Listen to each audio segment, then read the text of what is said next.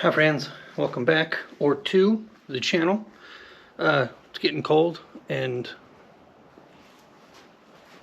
gloomy. Fall is here, which means it's getting cold at night, which means this damn thing. I have put 4 sets of batteries in this truck in the last 18 months. It's getting to be a really stupid game to play. Initially, when I bought this truck, it had like some cheap Walmart Super Starts or Ever Starts or whatever it is. And they lasted, you know, I don't know, 3-4 years.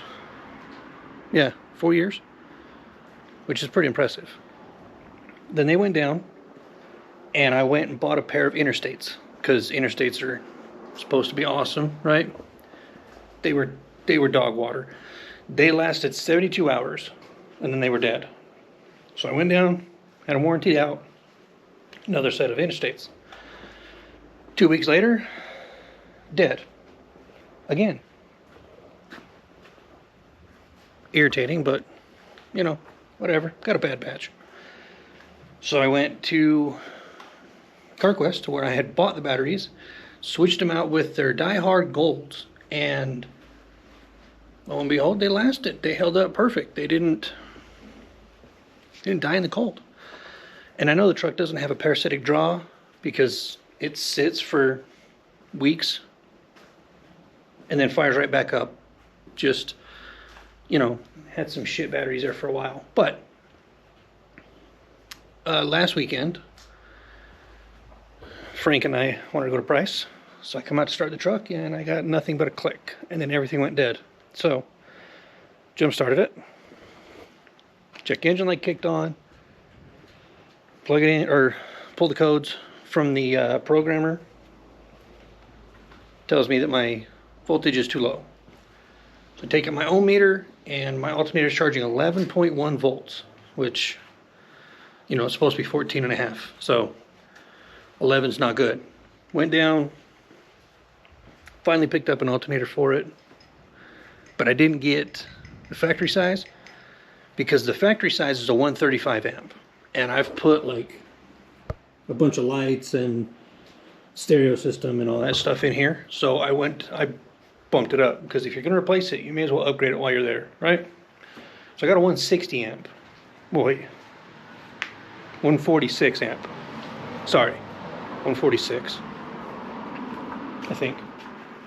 Either way, I got a bigger alternator, so it should hold up better. Should run all the stuff I need to run. You know, all that happy crappy. So, I've already filmed this intro once, but GoPro strikes again, and I lost it, so let's get to work. Okay, looking up under the hood here, sorry it's filthy, I haven't cleaned it for a while, but this needs to come out, and I absolutely hate pulling this intake tube because it's such a pain in the ass to get it back in there. I don't know what's wrong, but the box sits right on the intake tube sits right on the box, and then the filter, like back here, it just rubs against the box, and it's a mess. Every time I change the oil on this truck, I cuss and swear, and it's way too close to my face. But you know, it takes me longer to get the intake tube and everything back in this truck than it did to drain the oil out of the truck. So we got to take the intake tube off, take the whole box and everything completely out, and our alternator's right there, just right on the top. So intake structure has been removed, and you can see here, I don't know how well that's going to show up, but my intake box actually touches the side of the alternator, which is probably not very good. But this mount right here for the air box actually has a little bit of adjustability in it. So I'm just going to have to make sure that I pull it all the way over, away from the alternator. But that's fine. Stupidly optimistic that I can get this done without shocking myself with 12 volts. So let's see, shall we? Now, to pull your belt, get you a 1/2 inch ratchet or a breaker bar or something along those lines. And your tensioner is right here. That little deal right there with the spring on it. And on the small end, down here where the pulley sits, there's a little square cut in the outside edge of it where you can just stick a ratchet in there, put a little bit of preload on it, and pop your belt off. So that's what I'm about to do. Breaker bar was just not going to work. But this will. Sneak this in here. Damn way. Hi, Beth. Hello. What you doing? Well, I was inside just playing with my toys, and then now I'm out here. Okay. And you're changing your, I forgot what. Alternator? Yeah, alternator. Yes, I am changing my alternator. Okay. Once you get your ratchet slid inside the end of your tensioner, just give it a little bit of pressure, because it's your tensioner's spring loaded. So here, do the camera mount. And make sure you give it enough of an unload that you can remove the belt. Now what I like to do is, because it's still routed around all the pulleys, I'll take this piece of belt right here and I'll just wrap it around something, or I'll zip tie it to... Dad, I did something cool. I just did a wheelie, and then I turned, and then it went like that, and then my back lifted up and it went like that, and then I just kept rolling. Cool. So here I just take my belt and just kind of double it over on itself and shove it over between my AC line and my intercooler tube.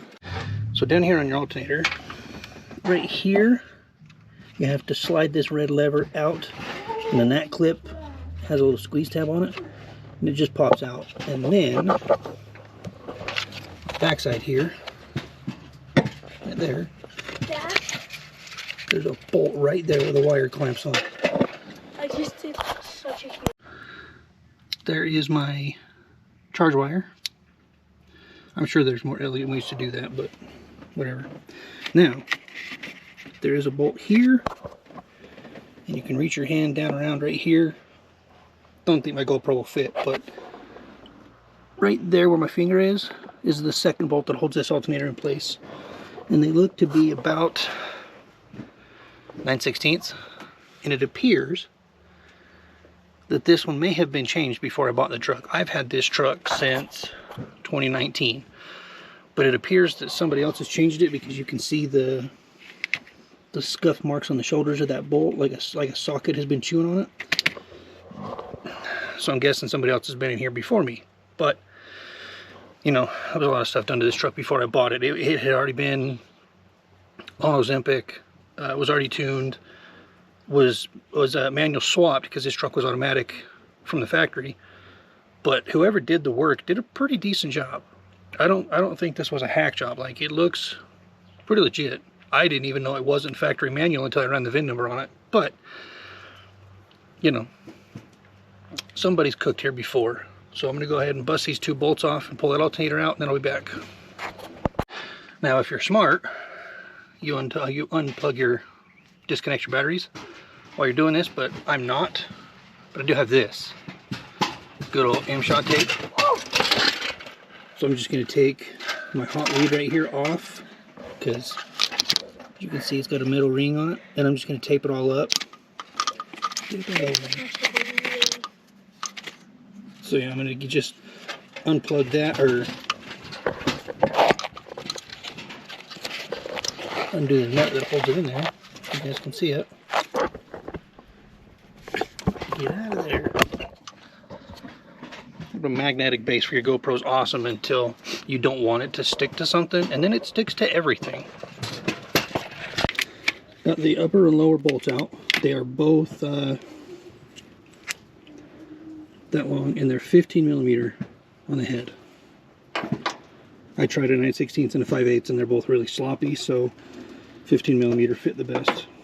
Even the 15 mil has a little bit of slop on it, but it's not too bad. Now, this thing is supposed to just come on out of there. Why do you need to check the oil every year? Alright. Bolts out. I had to take a little pry bar and get it in here and kind of push it a little bit to get it to break loose, because it's been in there for a fat minute. But, see if we can get her on out of there now. Almost. Yay! You got it! There she goes.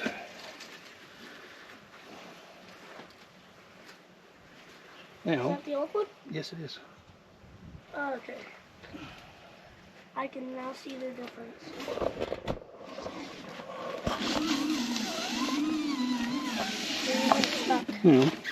Apples to apples. The mounting surfaces look the same. It's the same, what is that, 7, 8 rib pulley, whatever. Dude, go. But on this one, the plug, or the wire and the plug are back here. On this one, they're on the side. So instead of coming in the back, they come on the side. I don't think that's going to pose a problem. I hope not. Oh, look at that. That is a factory. That is a factory Mopar alternator. You see the sign right there? 136 amps.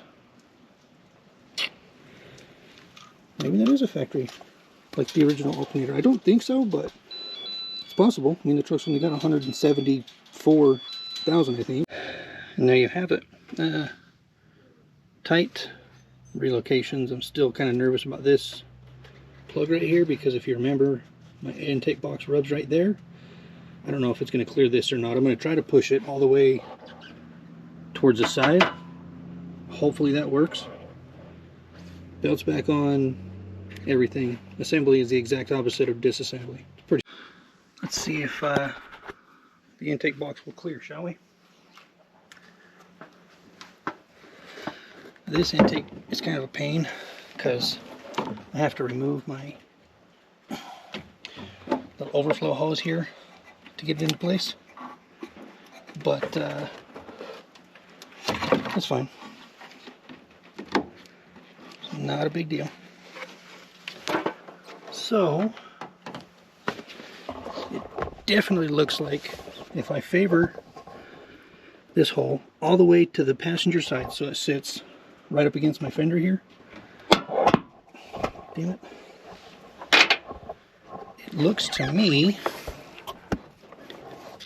like we've got clearance between the box as well as, don't know how well you can see it, but as well as the body of the alternator is not going to get affected by this here either. Time to change batteries. I've been fighting that intake tube for about 20 minutes and I got to walk away from it for a minute. So, one bolt here is a 10 mil. These are 1/2 inch. Just loosen this side on your positive, that side on your ground, flip them over, pull your battery out. So, I'm going to change these and be right back. Okay guys, both batteries are done.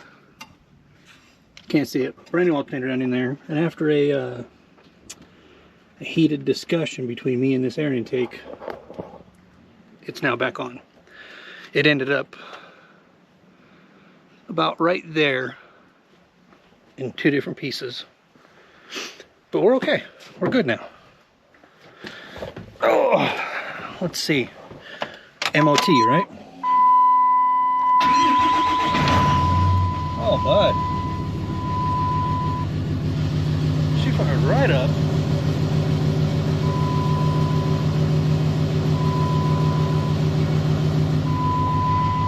What's this? What the hell is that?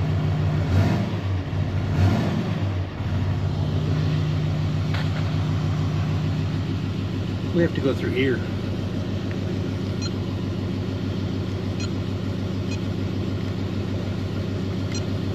go to battery. 12 volts. By the way, that's the date on these batteries. And you guys saw what it did when I went to hit the key. So, upon doing some research also, there's a number for your alternator if you're looking for a bigger alternator for your 6.7.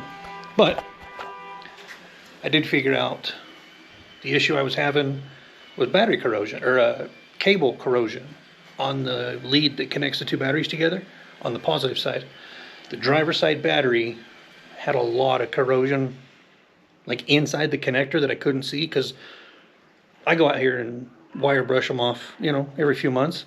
But down inside the actual connector was full of corrosion. So I mixed up some vinegar and some baking soda and just used a little tiny wire brush and kind of got it down inside that connector and fired it up, and all my lights are clear. It's not kicking any codes, it's not throwing any lights or nothing, so got it fixed. But I think I'm still going to go ahead and replace those cables, just not today, but within the next few months probably I'll end up replacing those cables. But got it fixed, truck runs again, ready to put in some work. We're going to wrap it here. If you made it this far, at least you learned how to change the alternator in a 6.7. Pretty simple. Takes a little time, but it's not bad. So yeah, thanks for showing up, sticking around, all this stuff, you know. If you're not already, consider subbing to the channel, because we're inching closer to that first 1,000. We need it. So again, thank you guys. I appreciate it. Hanging out with Uncle Dum Dum here. So remember, guys, your dreams aren't going to work unless you do. So spend some money on the wrong parts and learn a lesson the hard way. Okay, bye.